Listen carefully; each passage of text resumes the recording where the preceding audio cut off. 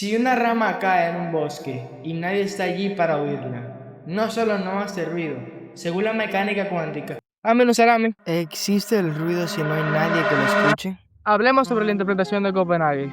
Físicos como Bohr o Heisenberg proponían cosas realmente escalofriantes. La realidad es solamente una nube de probabilidades. En el reino de lo diminuto, esta rama estaría en una superposición. Está cayendo, está quieta, está en la Antártida, todo al mismo tiempo. Esta es la función de onda, una ecuación matemática que describe todas las posibilidades. Pero cuando tú apareces con tus sensores, a los que llamamos sentidos, o realmente cuando esa cosa interactúa con cualquier otra cosa, ocurre el desastre.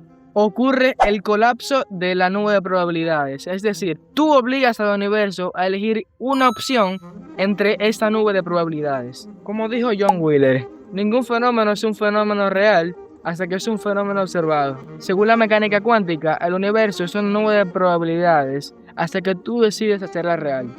Entonces la luna desaparece cuando nadie la está mirando. Nah, yo mejor me voy a dormir ya.